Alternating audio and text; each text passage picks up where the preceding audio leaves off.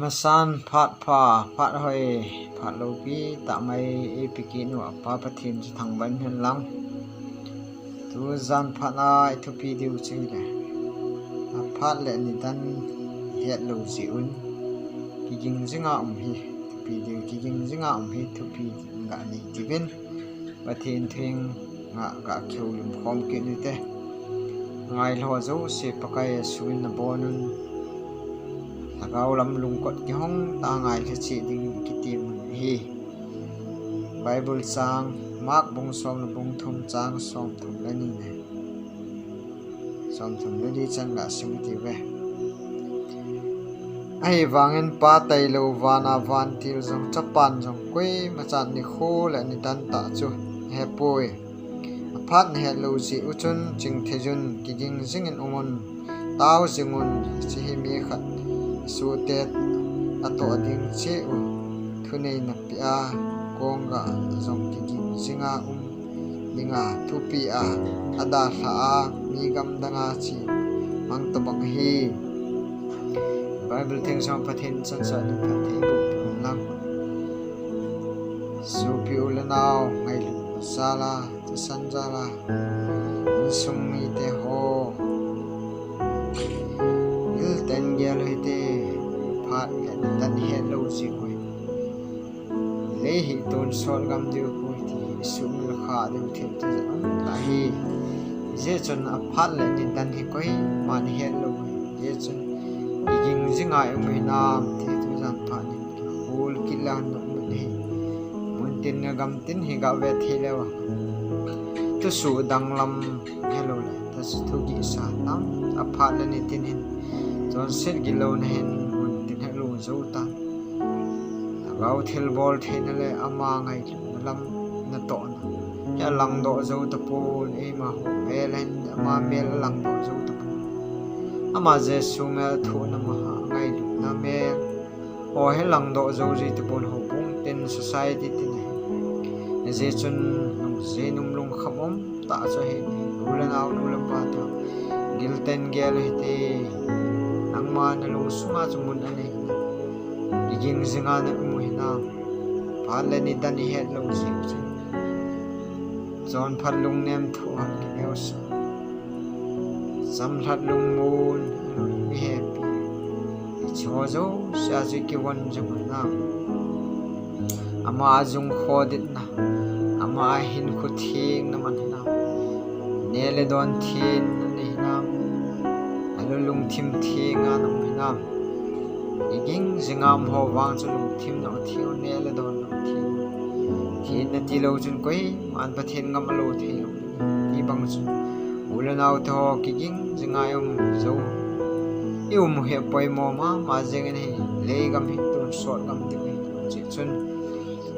o amang thai ding hai tu len ki sulung ki rupa alo chala na ta khal le tui al long ne nom long ne thei lo kilo sin na lek pap sin na du am ta nin Leihi Etonsot gam diu hi lo dan ho he sumil jivin ama nong zui cha te ta san aga an gal hang mi pa mi nu hi hlom phe jeng taw je chun po na nom phe jeng ne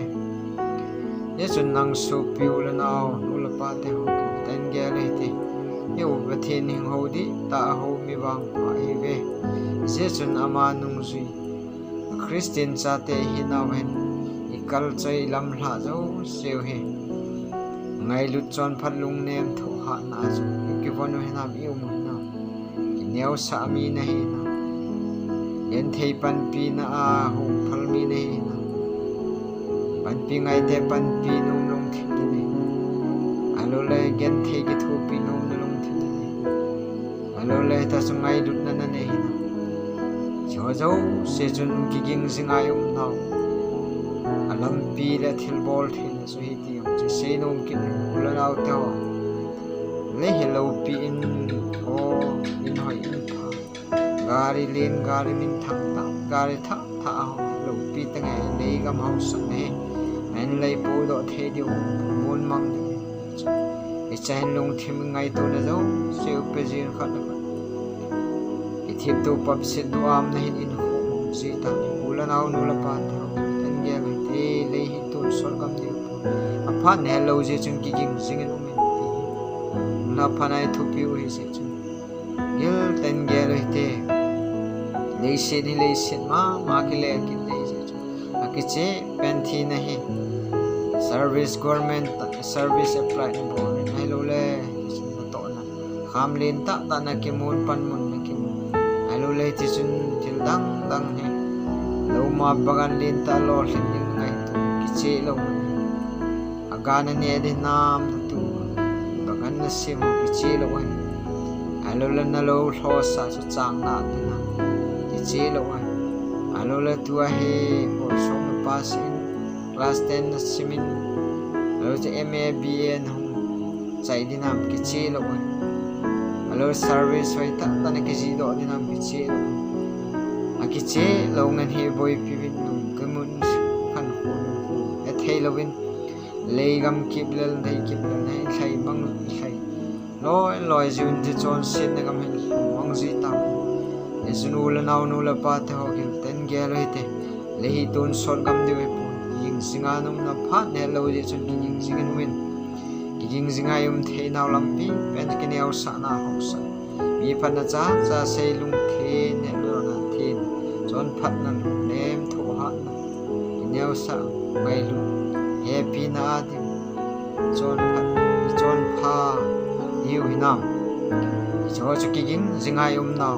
a phat het lo naw lampi len ta chu hi ana to chu hi ti so piul naw ngai lu la pa sal naw tho sei no mun ye chun a phat het lo je chun ki jing singun mun ki che pen ta chu thi na hen tu te diu he je chun si pa kin ne dong a hen ki sal lo te o phat khala ka thi de le la mangam te ka lagaw so cha de nam ta mai nam en sung da ma nam cha te da mai e ngai tu ni sim pate ma hen pung ka so mai hen pung ka khat cha ama din mun pe do te ki than the pakai wa choi te ama wa choi din min choi an hi te ngai lut nu la pa u la naw the ho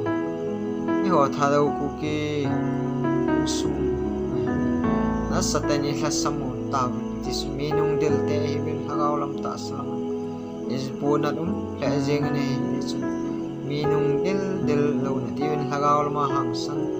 ai lu le hagaw ma lo thin nei ai lu le hagaw na man ai hagawa mi pi thing tam tai ki set to the ni bi ta san na jung kho de na ye pathen thing se ho he ma ho na se ma i taw gin ho lung gil ngai tu na gilai taw ma va choi lo ngai tu ngin ta ngai a i ma ikisana i hu pa va choi ta to ngai ye chun mi va choi mai myam va choi lo la min mai ma ho lo va choi ta na va choi ya thang va i ma dinga ikisana ki poma da chu ngai lu na gil ta la ngai tu na gil poma ma hin na thu pho i sei pi na si cha te nào te cha te ni ngai si loi sim spoon za loi ngai tai i hi phat ha sa phat nu thanin ula naw te la phana mor cham tai ki til kho no thing ba phathenin chan chan phathe bu pe ta amen